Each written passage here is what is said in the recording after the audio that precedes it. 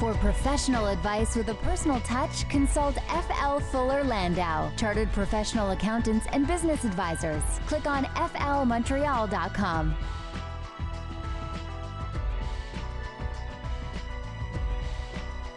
Good evening. Welcome to Today's Entrepreneur, a program about the entrepreneurial spirit that drives Quebec business. My name is Dan Delmar, along with FL Montreal's Josh Miller. Good evening, Josh. Hello, Dan. And this evening on the program, we'll be talking about gifts with Kristina from WAFF, WAFF, World Gifts.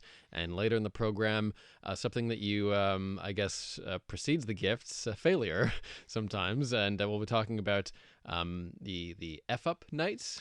Yeah, the Foul Up Nights. Yep. It's Foul Up Nights, F-Up Nights is turning one. We just turned 1 year old in Montreal, although it's been around for a long time. So we'll chat about that later. Tomorrow night is our Volume 6, our 6th edition. We turn one, École des Entrepreneurs. We'll chat about that a little later. Yep, so it's all about entrepreneurs telling their stories of how they messed up and how they rebounded, more importantly, from those failures. So that's coming up later in the program.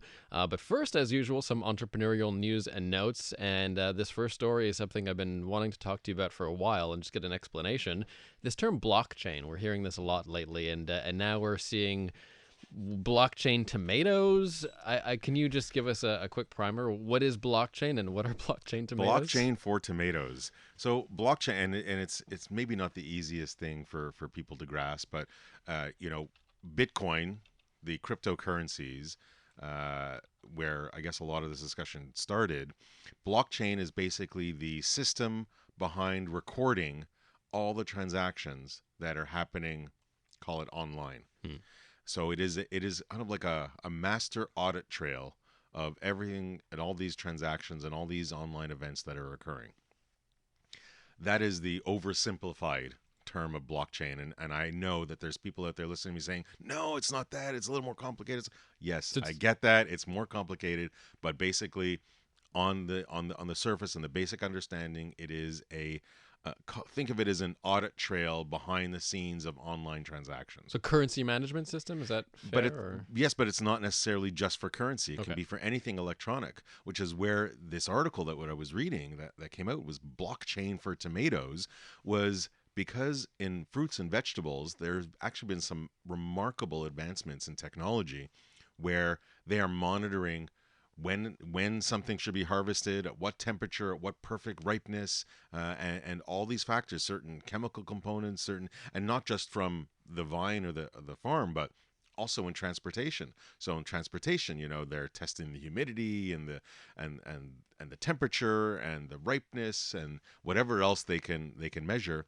But all these electronic measures can be followed and almost that trail, that online trail, so that when somebody's ordering something, if somebody wants to buy that tomato, just like if somebody wants to buy that cryptocurrency, you have an online record, a real-time online record of what's happening with that, in this case, tomato. So where is it located? At what temperature? Is it ripe? How much time is left? So it's actually quite something. It's going to be the evolution. I know we're years and years away from it, but the technology is already out there to monitor so much activity that this blockchain component behind it that's registering everything that you can follow in an instant is quite something. Again, I know for all the listeners that know blockchain better, I know I'm oversimplifying it. So stop yelling at your radio, and it's okay. But the thing with tomatoes, like cryptocurrency, the Bitcoins of the world, the Ethereums of the world, that's still brand new for everybody. There's only one way to really track it, and that's through blockchain.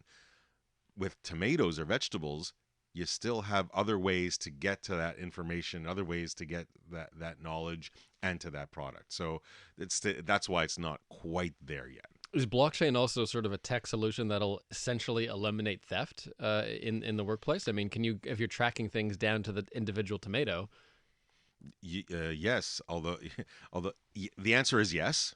Then there's the thought that, well, when people are holding your information for ransom, they've stolen your data, they've encrypted it, and they want to get paid. They get paid in Bitcoin. Why do they choose to get paid in Bitcoin? Because it's tough to see where it's actually heading. In other words, it's every blockchain, every transaction, you need a key to open it, and every key is individualized and personalized. but is it trackable? Can you track it to that person? You can only track to that key. Anyhow, again, a little oversimplification. One day we're going to get that blockchain expert that's going to demystify it for everybody, and that should be super interesting. So if you're running a small or medium-sized business and you notice that there are maybe one too many tomatoes missing, the question, and this is from the Financial Post, is when is the right time to sort of skip a review and go straight to an audit? So when does the case become so serious that an entrepreneur has to go, no, now I need a professional, I need to do an audit? Well, that's it. And this was an article that came out, and I guess it's right up our alley, as FL and a CPA firm. And, it's more on financial statements, because financial statements can be costly, to get auditors in there. It can be a big burden on the bottom line. But sometimes this article was really like, yeah, but sometimes you need to kind of go from that notice to reader review engagement to an audit, that low level check of a financial statement up to a much higher level check that's an audit. And, there are certain circumstances where it'll require it. Maybe you need some money, so you need some financing, and your banker, your financier is going to need it, so you're going to do it. Maybe you want to grow your business and add investors. And investors will rely on an audited financial statement much more than they will on any other lower level financial statement. So that's pretty big. Maybe you have some employees that you don't fully trust, and an audit is one way to I guess check your figures to make sure that things are happening in the right way and being spent properly. Maybe you're about to sell your business, and if you want to go sell your business, chances are it's going to undergo due diligence. An audited statement will certainly look a lot better. So there's a number of different reasons. I can go on. There's a few others. There's a number of different reasons to do it. But what the article doesn't talk about is, well, when you have an audit, and what if you want to downgrade? Because not everybody needs an audit. Not everybody needs to spend those tens of thousands of dollars on an audit. Well, then maybe you should be questioning and said, okay, I know I've been doing an audit for a long time, but if my business is better, the banks don't need it, because the banks are starting to understand and accept the downgraded from an audit to review engagement. Ask the question. Maybe you don't need it. Or if you think you need an audit, maybe it's just on specific areas. Maybe you just want to check your inventory. You want to check your receivables. It doesn't have to be a full-blown audit. Now, along the same lines on this Financial Post series of, what do you do when? What do you do when you have too many tomatoes at your tomato shop and you can't necessarily afford a bigger place, but you need to sort of get the tomatoes out of there? In comes the logistics industry. And logistics is huge. When people talk, how am I going to scale my business? There's no question that people are a part of it. But if you're moving goods, and we're not talking services, we're talking goods, and you want to scale your business and you want to offer the right price for your product, and it's got to move from one location to another, transportation logistics is absolutely huge, and it can make or break your gross profit in an absolute instant. So you want to have it done right. And if you're not good at it, there are other companies, there are these 3PL, these pick and pack and logistics companies out there and around the world, where if you're in Montreal and you have a lot of customers in Mexico, well, maybe your product should be sitting in Mexico in a warehouse, and you can pick and pack and ship from there, and drastically reduce some of those transport and logistic costs, and truly help your bottom line. So that becomes, again, not for every business, not necessarily for some service business and whatever, but for the ones that are transporting goods across the planet, transportation, logistics, using third parties that do it right and that understand, can be absolutely huge, especially today when everybody wants everything yesterday. And finally, in our ongoing series, how millennials are changing business, not 9 to 5ers, 5 to 9ers. Tell me about that phenomenon. 5 to 9ers. This was an interesting article I read in the Financial Post, and 5 p.m. to 9 p.m. They just work 4 hours, and that's it? Well, they do, but they work after their regular day job. Oh. They go 9 to 5, and then they go 5 to 9. And this was a report that was done by PayPal, because PayPal manages all these transactions throughout the year, and they realize that there are 2.5 million Canadians that have generated revenues of approximately $2.5 billion on an annual basis. This is remarkable, and they've determined that, because it's only $1,000 on average, $1,000 per person, that they are doing this. That these businesses are created after your work hours, because you can't necessarily make a fortune off of it if it's just a little hobby, but the amount of dollars that it's contributing to the economy is absolutely huge. And where it takes off from there, because this is where your hobbies, your entrepreneurial hobby can turn into an actual business. So sometimes it's also a great platform for startups to get to figure out what's next. Coming up next, we'll chat with our entrepreneur profile of the evening, Kristina Boudaeva of WAFF World Gifts, all about, I guess, just handcrafted, interesting little pieces of art that are practical. So we'll talk to WAFF World Gifts coming up next.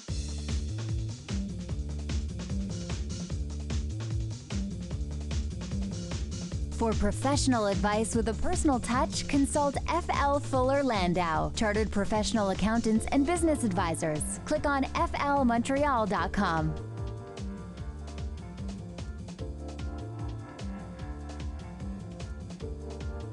Inspiring stories from outstanding business people. Dan Delmar and FL's Josh Miller with you. And this evening, we're chatting with Kristina Boudaeva of WAFF World Gifts. Welcome to CJD, Kristina. Hello, thank you for having me. And thank you for the gifts. We appreciate that. Tell us about WAFF.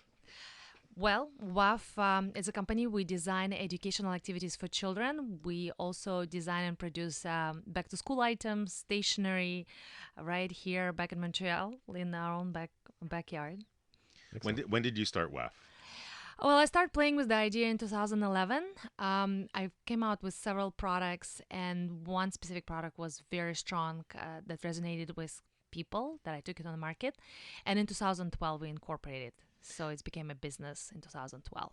Now this is something pretty new. I mean, the feel of the notebooks and the product is quite different. It's tactile. I know it's a little difficult to explain on air.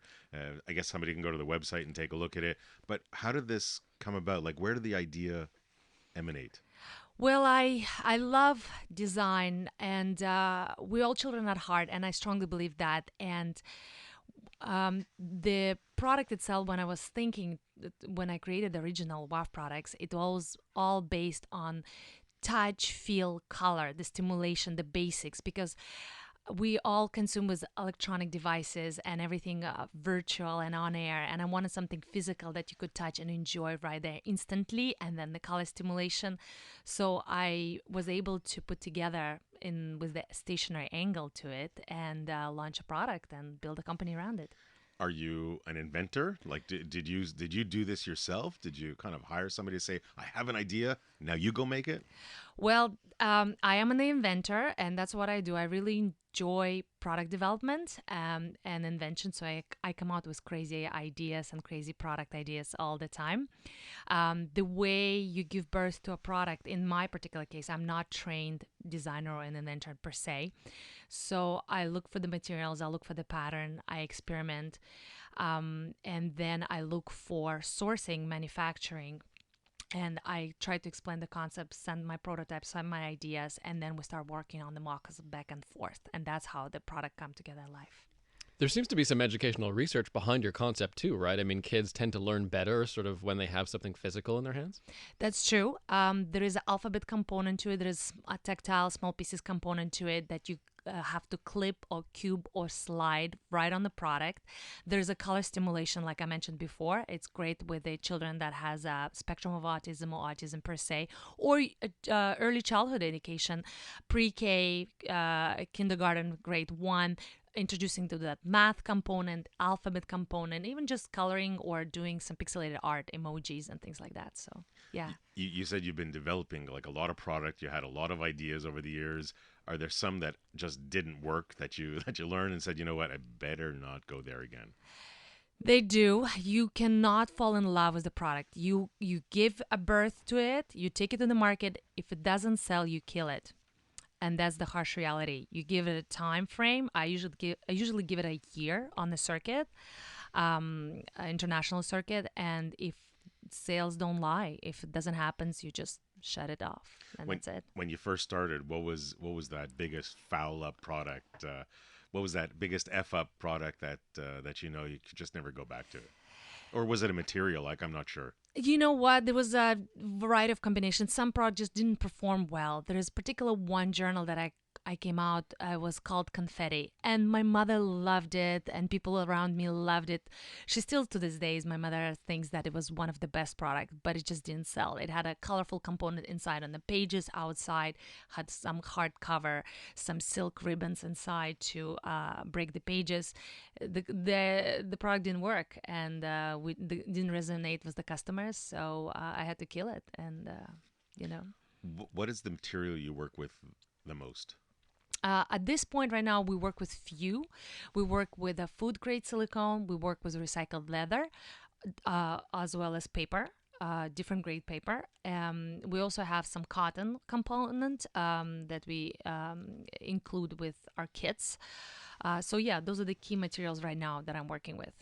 Do you have to train your suppliers to work properly with them? You know, when you're sending them specifications, did it take long to find the right suppliers, the right manufacturers? Learning curve. I mean, you have to know, as you know in your business, your numbers. You also have to know the product you are making. So you have to know the chemical component. There is a testing certification, the market that you're playing in. So we educate and we constantly test suppliers. We also test them in our own soil in the US and in Canada for chemical components, because sometimes some suppliers are not honest, especially, or they just don't know, or they tend to be not upfront for it. So we test the products all the time to find out. Did you go through a lot of suppliers at the beginning?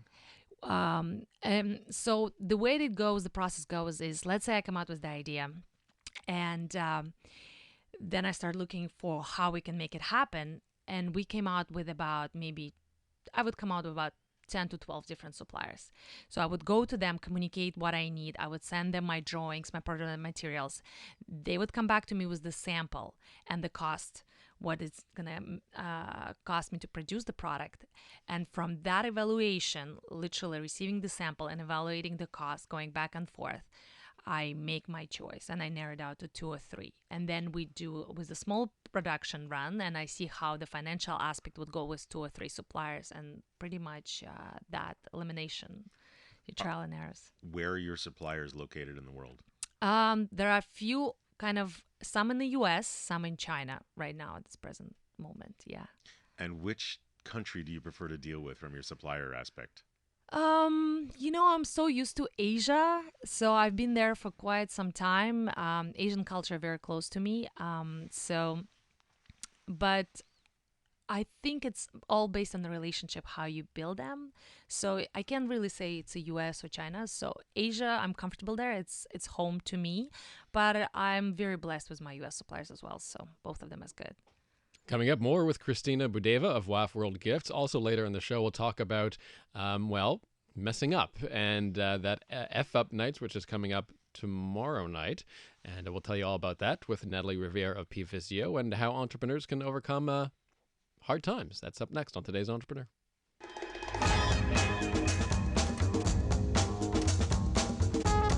For professional advice with a personal touch, consult FL Fuller Landau, Chartered Professional Accountants and Business Advisors. Click on flmontreal.com.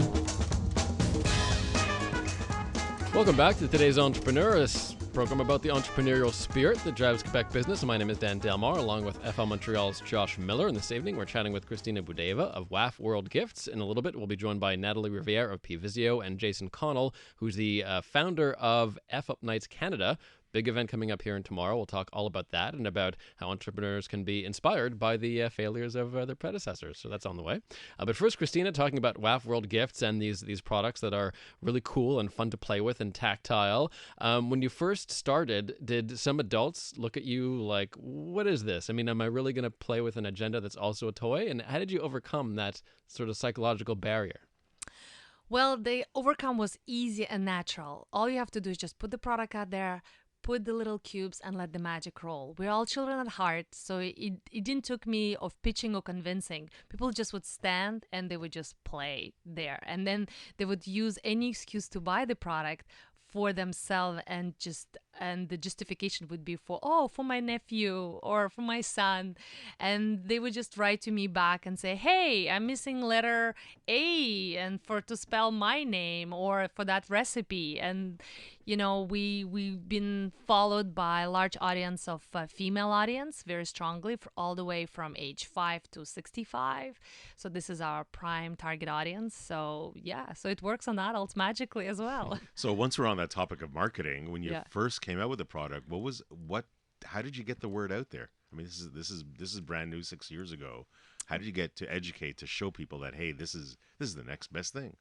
Well, first, when I came out with the idea and I had my first prototypes that I was testing them out, I did all the small local bazaars across Canada. So first one was at the basement of a church in San Viator, and in the Christmas bazaar sale, I would rent a table, and that's how I learned my consumer behavior. But later, as we started rolling as a business, we start participating in international trade shows around the world. So we started with the U.S. market primarily, and then slowly start adding some Europe, Asia, and Latin America as well. We've asked a lot of entrepreneurs over the years, do trade shows work for you? Is it really give you that added benefit? Does it help you sell? And we've had really answers that have across the spectrum. Some say useless, some say yes, but one. I got to go to that one. You're going to how many in a year, Kristina? Well, on average, about 22. So Wow. 22. So fair to say that you believe in trade shows. Why do you believe in it so much?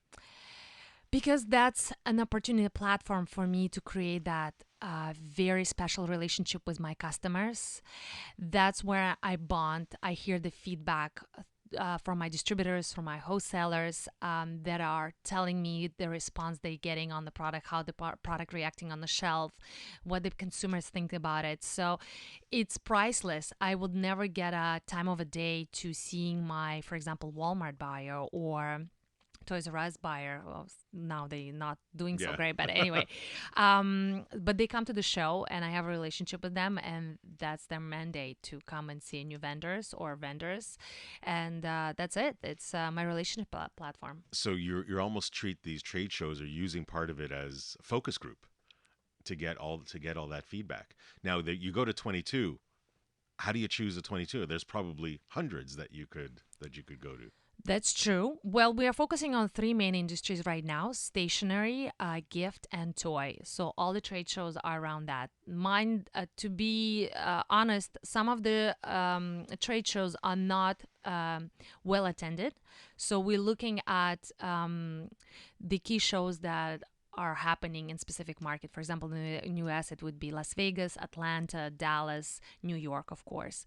And those are the hubs. And internationally? And international would be Hong Kong, Frankfurt, Nuremberg, and Mexico City, Guadalajara.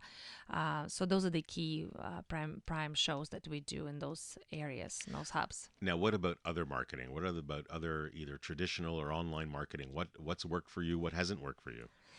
Word to mouth works for us. We try to do some marketing with within social media, but I have to tell you, it's an art on its own, and we, not very strong on that. And we went in traditional hiring agencies route.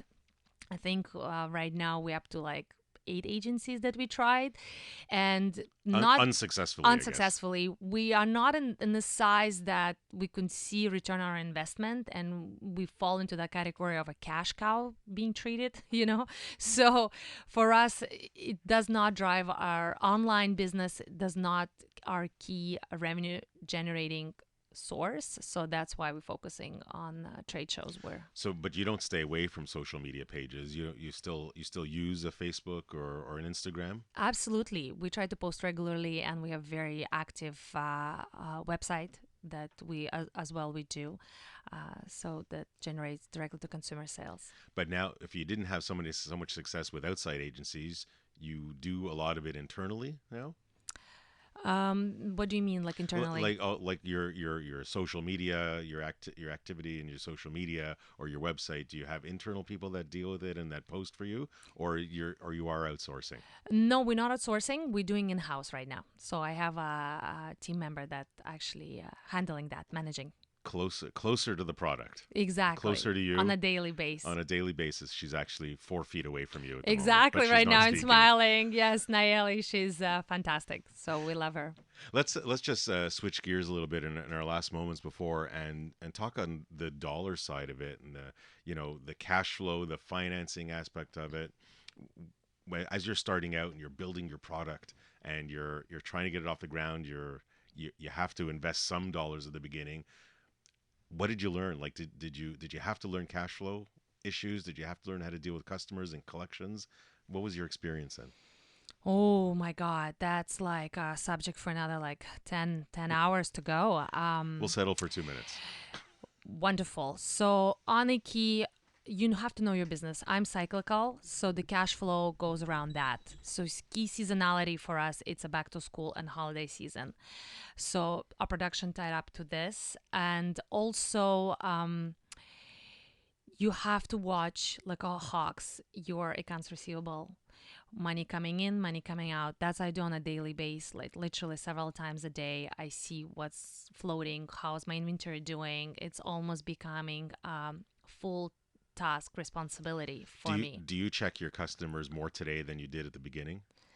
In terms of In terms venting of like them? vetting them, yeah. Small one, no, but on a larger scale, yes. On large retail customers, we take accounts receivable insurance. Absolutely. Absolutely.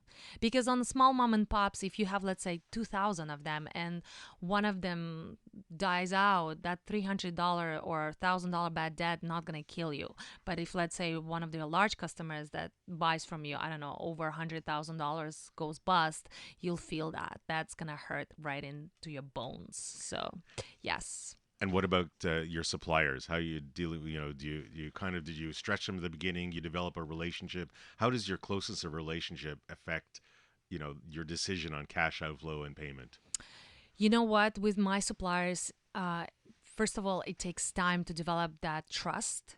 And once you get it, it's golden because then you could have your terms, you could stretch on specific deals or projects that you're working on. You could work out the payment plans and things like that. They will back you up. And that's how you have to be able to choose your partners right. It's like almost in a marriage. You have to know who you're going into the war with, so that those battle buddies.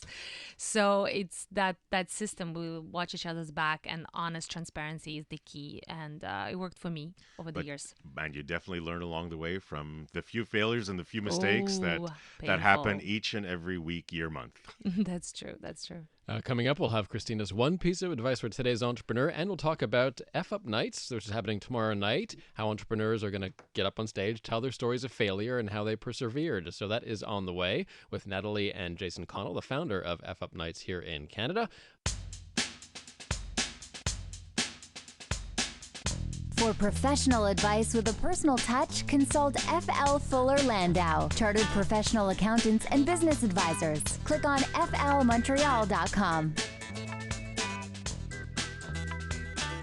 Welcome back. Inspiring stories from outstanding business people. Dan Delmar and FL Montreal's Josh Miller with you. We have Kristina Boudaeva here of WAFF World Gifts. So we'll have her one piece of advice for today's entrepreneur on the way. But first, let's preview tomorrow night's big F-Up Night event with Natalie Riviere of P-Visio and Jason Connell, who's the international coordinator for F-Up Nights, the events around the world, and also founded the Canadian chapter of this franchise. Natalie, welcome back. And Jason, welcome to CJD. Thank you. Thank you so much.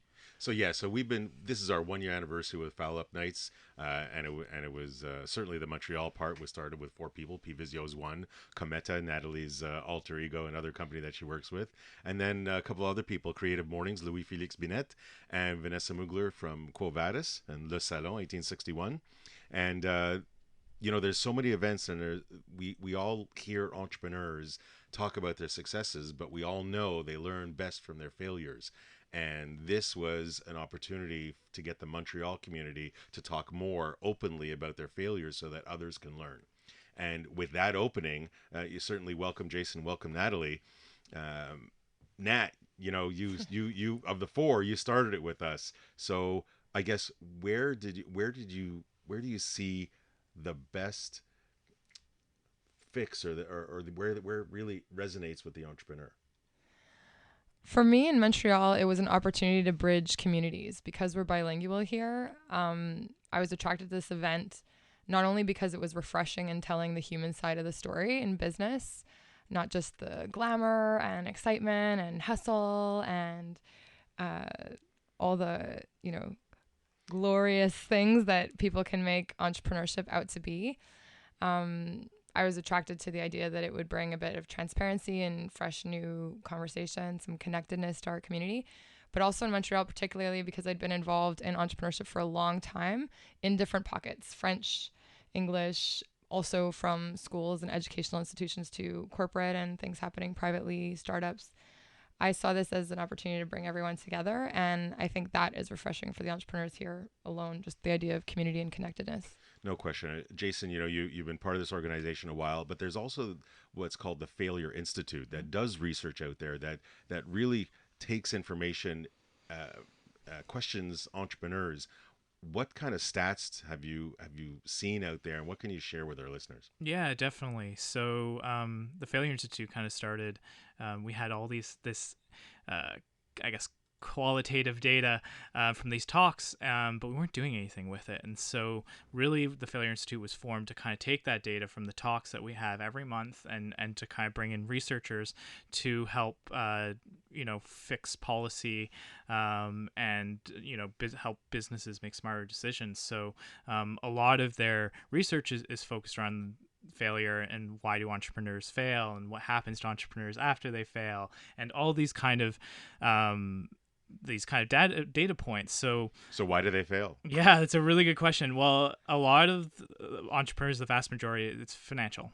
They didn't get enough funding. They couldn't close sales. They couldn't have the financial resources backing them to carry on the business.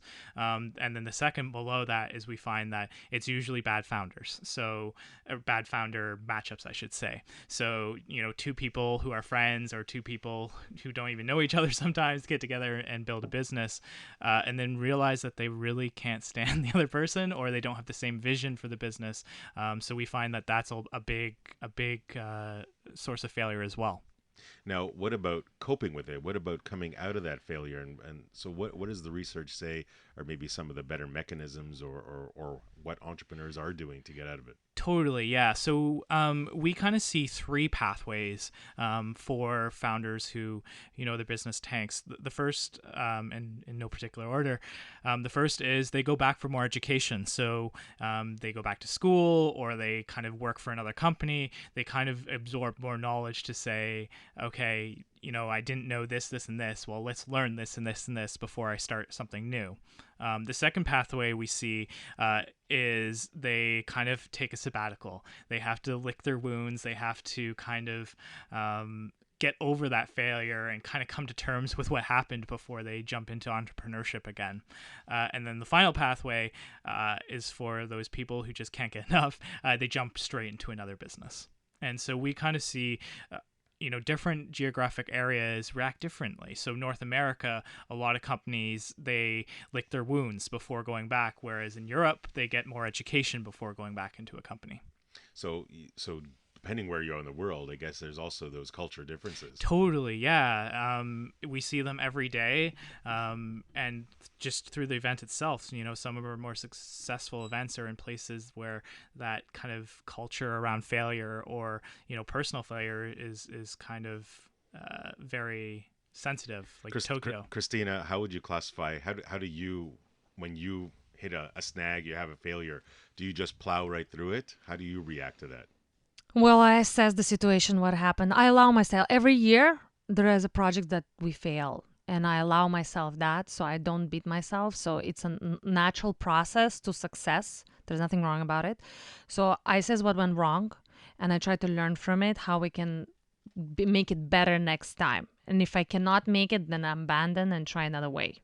That's the way I do it, We can talk about failure and the failure index and all that for a really long time, but as we approach the last moment of the show, as we do each week, we'll turn to Kristina Boudaeva of WAFF World Gifts and ask you, Kristina, what would be your one piece of advice for today's entrepreneur? Well, since it's around failure, I would say, guys, fail quickly and try to do it gracefully. innovate yourself also. Innovation is huge. You are good as your last year idea or last month's idea. So that new fresh angle, you constantly have to innovate. And the last thing is the cash is the king. So no cash, no business. Sales don't lie. So that's my advice, pretty much.